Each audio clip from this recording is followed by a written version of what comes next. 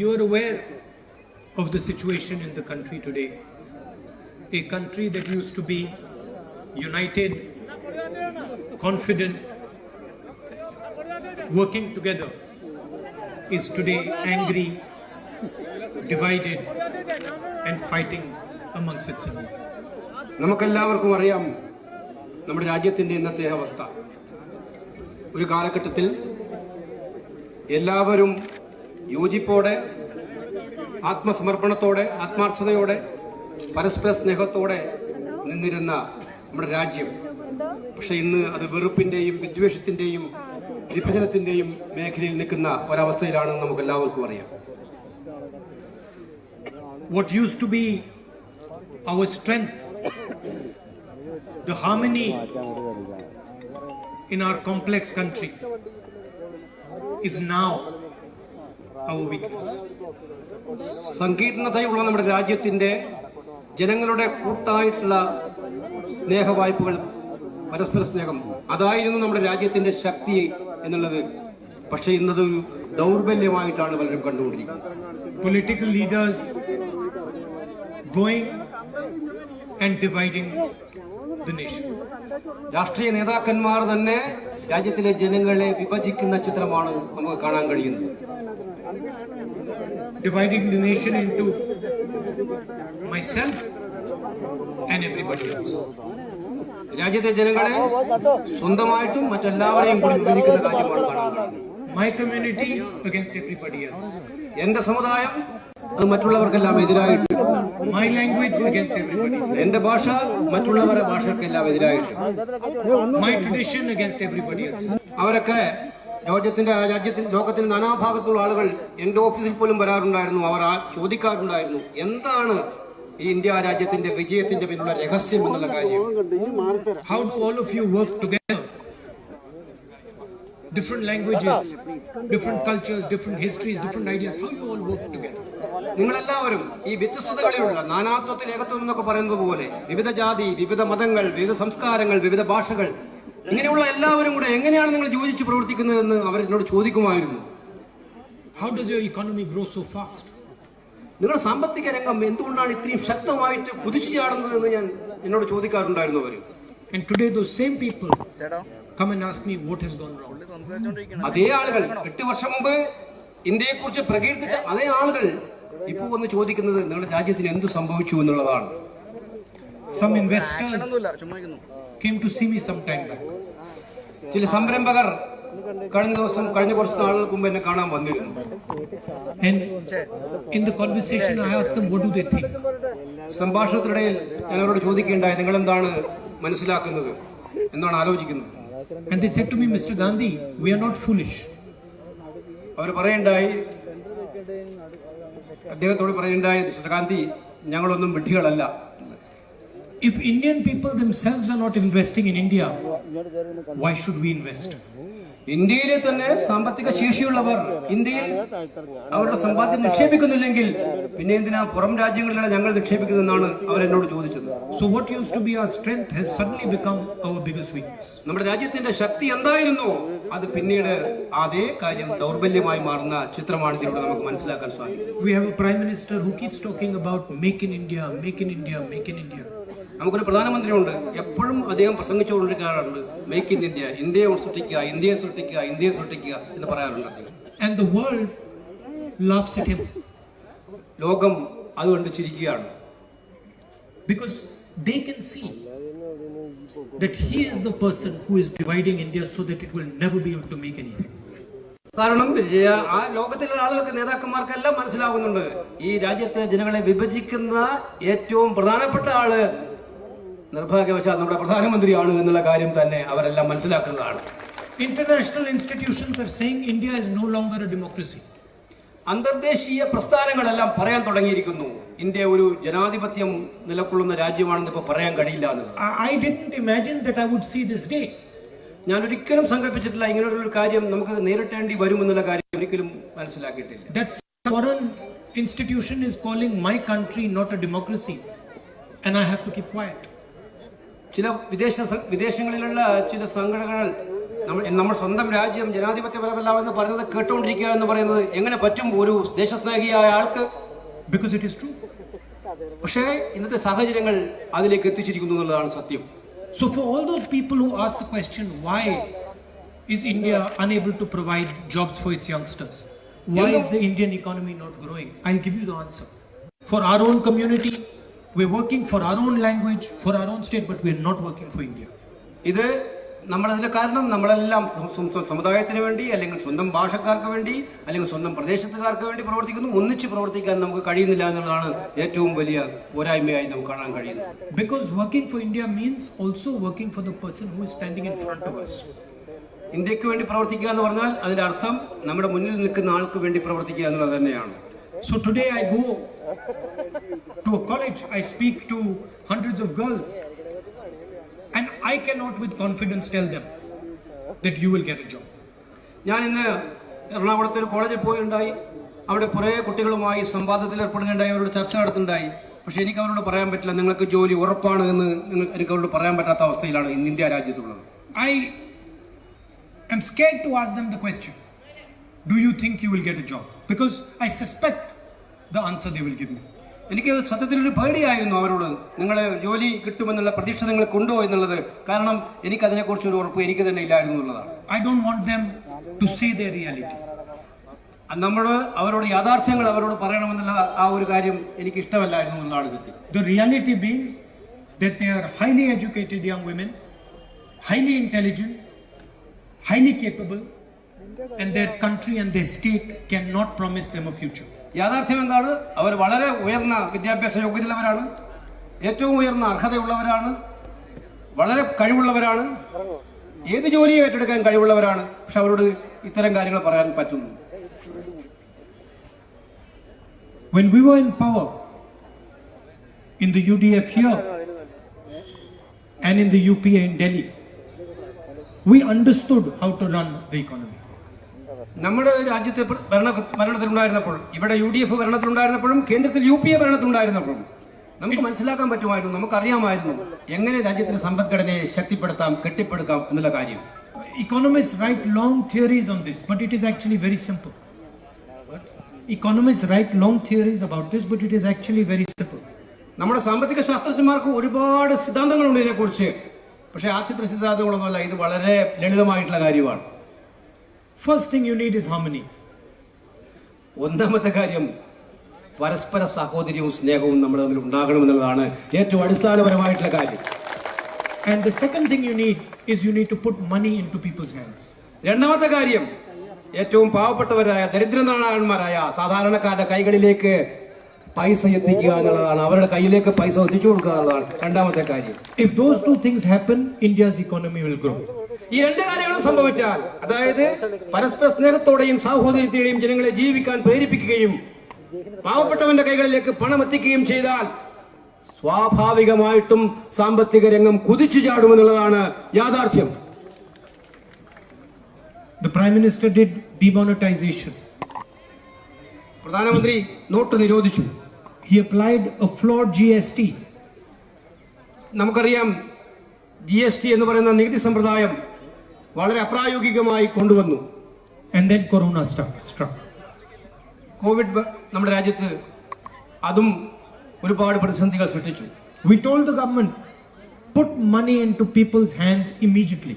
നമ്മൾ ഗവൺമെന്റിനോട് പറഞ്ഞു, പല പ്രാവശ്യം പറഞ്ഞു, ജനങ്ങളുടെ കയ്യിലേക്ക് പണം എത്തിച്ചു കൊടുക്കൂ. Don't waste time. സമയം കളയാതെ എത്തിച്ചു കൊടുക്കൂ.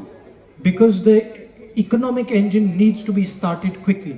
ആ സാമ്പത്തിക മിഷന് സ്റ്റാർട്ട് ചെയ്യേണ്ടതായിട്ടുണ്ട്, തുടങ്ങേണ്ടതായിട്ടുണ്ട്. അതിനായി പണം ആളുകളുടെ കയ്യിലേക്ക് എത്തിച്ച് പണം വിതരണം ചെയ്യപ്പെടുന്ന സാഹചര്യം ഉണ്ടാകണം. മാർക്കറ്റിലേക്ക് ആ പണം എത്തണം. Nothing. They did nothing. അവരൊന്നും ചെയ്തില്ല. See, we know. We did Manrega. We put money into poor people's hands. The economy started working. നമ്മൾക്കത് അറിയാമായിരുന്നു. അതുകൊണ്ടാണ് ഇന്ത്യ കണ്ട ഏറ്റവും വിപ്ലവകരമായിട്ടുള്ള മഹാത്മാഗാന്ധി ഗ്രാമീണ തൊഴിലുറപ്പ് പദ്ധതിയിലൂടെ പാവങ്ങളുടെ കൈകളിലേക്ക് പണം അന്ന് UPA ഗവൺമെന്റ് എത്തിച്ചു കൊടുത്തതെന്നുള്ള കാര്യം we do right to food, economy starts working. നമ്മള് ഭക്ഷണം കഴിക്കുക എന്ന് പറയുന്നത് അവകാശമാക്കി മാറ്റിയപ്പോൾ സാമ്പത്തിക രംഗം കുതിക്കാൻ തുടങ്ങി. We did farm loan waiver, economy starts working. നമ്മൾ കാർഷികരുടെ കടങ്ങൾ തള്ളി ആ പണം എഴുതിത്തള്ളിയ പണം അതും മാർക്കറ്റിലേക്ക് വന്നു. അപ്പൊ സാമ്പത്തിക രംഗം ശക്തമായി. Logic is very simple, it's not complex. If you put money into a poor person's hand, that poor person will go and buy something. If he goes and buys something, someone will need to produce that thing. നമുക്കറിയാം, വളരെ ലളിതമായിട്ടുള്ള സിദ്ധാന്തമാണ് ഇത്. നമ്മൾ പണം കൊടുത്താൽ മാത്രമേ ആ പണം മാർക്കറ്റിൽ പോയി ചെലവഴിക്കാൻ പാവപ്പെട്ടവന് കഴിയൂ. അങ്ങനെ പാവപ്പെട്ടവൻ മാർക്കറ്റിൽ പോയി എന്തെങ്കിലും ചെലവഴിക്കണമെങ്കിൽ അവിടെ ഉൽപ്പന്നങ്ങൾ ഉണ്ടാകണം, അത് ഉൽപ്പാദിപ്പിക്കപ്പെടണം. If somebody starts to produce that thing, the factory will need people to do the job. അങ്ങനെ ഉൽപാദനം നടത്തണമെങ്കിൽ ഫാക്ടറികൾക്ക് ഇത് ഉൽപ്പാദിപ്പിക്കാൻ ചെറുപ്പക്കാരെ വേണ്ടി വരും, ജോലിക്കാരെ വേണ്ടി വരും. അപ്പോൾ ജോലി സ്വാഭാവികമായിട്ടും ഉണ്ടാകും. And employment will start happening. അങ്ങനെ തൊഴിലവസരങ്ങൾ നാട്ടിൽ ലഭ്യമാകാൻ തുടങ്ങും. So the first thing we are going to do when we come to power in Kerala is Nyaya Yojana. അപ്പോൾ ഞാൻ നിങ്ങളോട് പറയാൻ ആഗ്രഹിക്കുന്നു, UDF അധികാരത്തിൽ വന്നാൽ നമ്മൾ ആദ്യം ചെയ്യാൻ വേണ്ടി പോകുന്നത് ന്യായ് പദ്ധതി ഇവിടെ നടപ്പിലാക്കുക എന്നുള്ളതായിരിക്കും. And don't be confused that we are doing this as some form of charity. ഇത് ഏതെങ്കിലും ജീവകാരുണ്യത്തിന്റെ ഫലമായി കാരുണ്യത്തിന് വേണ്ടി ചെയ്യുന്നതാണെന്ന് നിങ്ങൾ ആരും ധരിക്കേണ്ടതായിട്ടില്ല. This is not charity. ഇത് കാരുണ്യമല്ല. We are giving you money through the Nyaya Yojana so the economy starts working. ന്യായ പദ്ധതിയിലൂടെ പണം നൽകുന്നത് സാമ്പത്തിക രംഗത്തിന് കുതിച്ചുചാട്ടം ഉണ്ടാകാൻ കൂടി വേണ്ടിയാണ്, നമ്മുടെ സമ്പദ്ഘടനയെ ശക്തിപ്പെടുത്താൻ കൂടി വേണ്ടിയാണ്. നിങ്ങൾ മനസ്സിലാക്കുക. We are putting money in your pocket so that you can spend the money. നിങ്ങളുടെ കീശയിലേക്ക് നമ്മൾ പണം ഇടുന്നത് എന്തിനു വേണ്ടിയിട്ടാണ്? നിങ്ങൾക്കത് ആ പണം ചെലവഴിക്കാൻ വേണ്ടിയിട്ടാണ്. It's like jump starting a car. അങ്ങനെയാണ് ഈ ഇത്തരം സാമ്പത്തികമായിട്ടുള്ള ഒരു കുതിച്ചുചാട്ടം നമുക്ക് ആരംഭിക്കാൻ കഴിയുന്നത്. You have to put fuel into the engine before the car can start. Car start ചെയ്യുന്നതിന് മുമ്പായി എണ്ണ ഒഴിക്കണം കാറിനകത്ത്, പെട്രോൾ ആയാലും ഡീസൽ ആയാലും. Right now the chief minister is sitting in a car. There is no fuel in the car and he keeps turning the key. നമ്മുടെ മുഖ്യമന്ത്രി, നമ്മൾ സങ്കല്പിക്കുക, ഒരു കാറിൽ ഇരിക്കുന്നു, അതിൽ എണ്ണയില്ല, പെട്രോളും ഇല്ല, ഡീസലും ഇല്ല, പക്ഷെ അദ്ദേഹം സ്റ്റാർട്ട് ചെയ്യുന്നു, വണ്ടി മൂവ് ചെയ്യുന്നില്ല, മുന്നോട്ട് പോയില്ല. അപ്പോൾ എന്തായാലും he just keeps turning the key, keeps turning the key, keeps turning. He won't put fuel in the car. താക്കോല് തിരിച്ചുകൊണ്ടേയിരിക്കുന്നുണ്ട്, പക്ഷെ വണ്ടി ഓടുന്നില്ല. എന്ത് ചെയ്യാൻ പറ്റും? They take time. The left people take time to learn these things. നമുക്കറിയാം, ഇടതുപക്ഷക്കാര് കാര്യങ്ങൾ പഠിക്കാൻ സമയമെടുക്കും എന്നുള്ളതാണ് യഥാർത്ഥമായിട്ടുള്ള കാര്യം. Maybe after another 20-30 years they will understand basic economics. ഒരു 10-25 കൊല്ലം കഴിഞ്ഞ്, 20-30 കൊല്ലം കഴിഞ്ഞ് എല്ലാം വെള്ളം ഒഴുകി പോയി കഴിയുമ്പോൾ അവർക്ക് മനസ്സിലാവും ഇങ്ങനെയാണ് കാര്യങ്ങൾ ചെയ്യേണ്ടത്. But that is not the only money we're going to put in your hands. അത് മാത്രമല്ല നിങ്ങളുടെ കയ്യിലേക്ക് പണം ഞങ്ങൾ ഇടാൻ വേണ്ടി പോകുന്നത്. We will raise the welfare pension to 3,000 rupees a month. എല്ലാ ക്ഷേമ പെൻഷനുകളും, ഇവിടെ കയർ തൊഴിലാളികളുണ്ട്, കർഷക തൊഴിലാളിയുണ്ട്, എല്ലാ മേഖലയും പരമ്പരാഗത തൊഴിലാളികളുണ്ട്. എല്ലാ ക്ഷേമ പെൻഷനുകളും വർദ്ധിപ്പിച്ച് 3,000 രൂപയാക്കി വർദ്ധിപ്പിക്കുമെന്നുള്ളതാണ് ഞങ്ങൾ പറയുന്ന മറ്റൊരു കാര്യം. And we will give a right to income for homemakers between 40 and 60 of rupees 2,000 a month. നമ്മുടെ വീട്ടമ്മമാർ, 40 മുതൽ 60 വയസ്സ് വരെ പ്രായമുള്ള വീട്ടമ്മമാർ, അവരെ കുറിച്ച് ആരും ചിന്തിക്കാറില്ല. അവർക്ക് ആദ്യമായിട്ട് ഒരു പെൻഷൻ പദ്ധതി നമ്മൾ ആരംഭിക്കുകയാണ് എന്നുള്ളതാണ് ഏറ്റവും ബൃഹത്തായിട്ടുള്ള കാര്യം. And most important, we will ensure minimum support price for rubber, coconut and paddy. ഏറ്റവും പ്രധാനപ്പെട്ട കാര്യം, നെൽകൃഷിക്ക്, റബ്ബർ കൃഷിക്ക്, നാളികേര കൃഷിക്ക്, ഇതിന് മൂന്നിനും മിനിമം സപ്പോർട്ട് പ്രൈസ്, ന്യായവില ഉറപ്പുവരുത്തുന്ന നടപടി നമ്മൾ സ്വീകരിക്കുമെന്നുള്ളതാണ് ഏറ്റവും പ്രധാനപ്പെട്ട കാര്യം. And please understand the logic, because the moment we give this money to you, you will start spending this money. നിങ്ങൾ മനസ്സിലാക്കേണ്ട ഒരു പ്രധാനപ്പെട്ട കാര്യം, നിങ്ങളുടെ കയ്യിലേക്ക് നമ്മൾ പണം തന്നാൽ നിങ്ങൾ അപ്പോൾ മുതൽ നിങ്ങൾ ആരംഭിക്കും ഈ പണം ചെലവഴിക്കാൻ. പ്രത്യേകിച്ച് പാവപ്പെട്ടവർ പണം നിക്ഷേപിക്കേണ്ട, അവർ ചെലവഴിക്കുകയാണ് ചെയ്യുക. And the moment you start spending the money, jobs will be created automatically. നിങ്ങൾ പണം ചെലവഴിക്കുമ്പോൾ സാന്ദർഭികമായി തന്നെ പിന്നീട് നമുക്ക് തൊഴിലവസരങ്ങൾ സൃഷ്ടിക്കപ്പെടുകയും ചെയ്യും. അതോടുകൂടി Today I was driving and I saw a lot of people selling fish on the side of the road.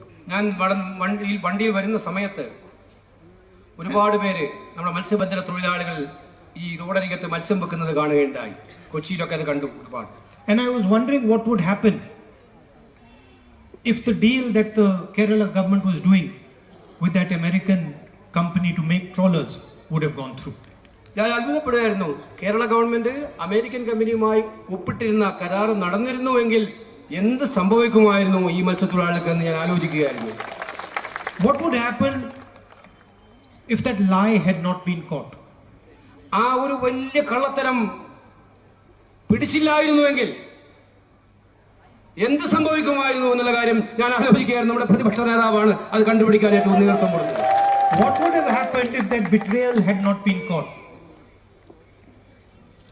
What would have happened if that betrayal had not been caught? ആ ഒരു വലിയ ചതി കണ്ടുപിടിച്ചില്ലായിരുന്നുവെങ്കിൽ എന്ത് സംഭവിക്കുമായിരുന്നു നമ്മുടെ മത്സ്യത്തൊഴിലാളി മേഖലയിൽ? Thousands and thousands of our fishermen brothers and sisters, thousands and thousands of people selling those fish would have been out of business. ആയിരക്കണക്കിന് പതിനായിരക്കണക്കിന് നമ്മുടെ മത്സ്യത്തൊഴിലാളി സഹോദരന്മാർ അവര് സത്യത്തില് മത്സ്യം വിറ്റ് ജീവിച്ചിരുന്ന മത്സ്യബന്ധനം നടത്തി ജീവിച്ചിരുന്നവർ അവരെല്ലാം തീരാ ദുരിതത്തിലാവുമായിരുന്നു. ഈ ഒരു പ്രത്യേകമായ സംവിധാനത്തിൽ നിന്ന് തന്നെ പുറത്താകുമായിരുന്നു എന്നുള്ളതാണ് യാഥാർത്ഥ്യം. That deal shows the intention of the left front government. ആ ഒരു ഗൂഢനീക്കം ഇടതുപക്ഷ മുന്നണിയുടെ യഥാർത്ഥമായിട്ടുള്ള ഉദ്ദേശത്തെയാണ് പുറത്തു കാണിക്കുന്നത് എന്നുള്ളത് മനസ്സിലാക്കുക. And after they got caught, they said, okay, we will cancel the deal. കള്ളം കൈയോടെ പിടിച്ചപ്പോ അവർ മനസ്സിലാക്കി, ഇതാ മതിയാക്കി, ഞങ്ങളിത് പിൻവലിക്കുകയാണ് എന്ന് അവർ പറഞ്ഞു. It's like a thief comes to your house, is carrying away your television, you catch him and then he says, no, I'll leave it here.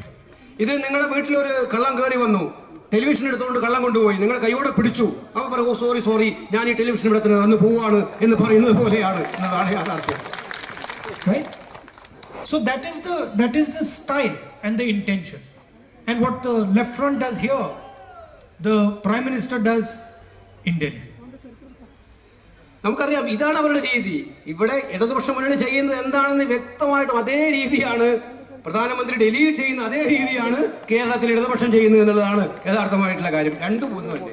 So the style is very simple: divide society and then hand what belongs to the society to other people. രീതി വളരെ വ്യക്തമാണ്. രീതി വളരെ ഒരേ ഒരു രീതിയാണ് രണ്ടുപേർക്കും. ജനങ്ങളെ വിഭജിക്കുക, എന്നിട്ട് ആ ജനങ്ങളെ തന്നെ വിൽപ്പനക്ക് കൊടുക്കുക എന്നുള്ളതാണ്. This election, our ticket selection has been different. ഈ തെരഞ്ഞെടുപ്പിൽ നമ്മുടെ സ്ഥാനാർത്ഥി നിർണയം ഒരുപാട് വ്യത്യസ്തത ഉള്ളതായിരുന്നു.